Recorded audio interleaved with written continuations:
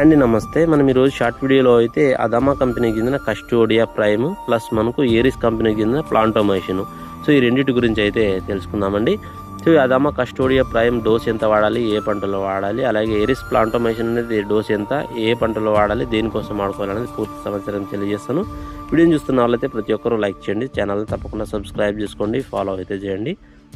వీడియోలోకి వెళ్ళినట్లయితే మనకు ముందుగా ఆ కస్టోడియాగా వచ్చి మనకు ఇందులో టెక్నికల్ తెలుసుకున్నట్లయితే అజాక్స్ట్రోబిన్, టెబికోనజోల్ అనేది ఎస్సీ రూపంలో అయితే ఉంటాయి.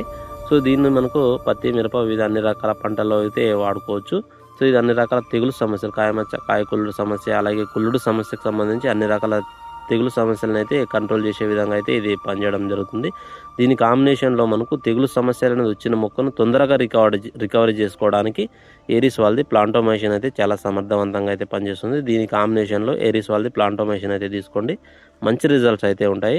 కస్టోడియా వచ్చి మనకు ఒక ఎకరానికి వచ్చి 250 నుంచి 350 ml ఒక ఎకరానికి వాడుకోండి. అలాగే ఏరిస్ వాళ్ళది ప్లాంటోమైసిన్ వచ్చి ఒక ఎకరానికి 100 గ్రాముల డోస్ ప్రకారంగా తీసుకోండి, మంచి రిజల్ట్స్ ఉంటాయి.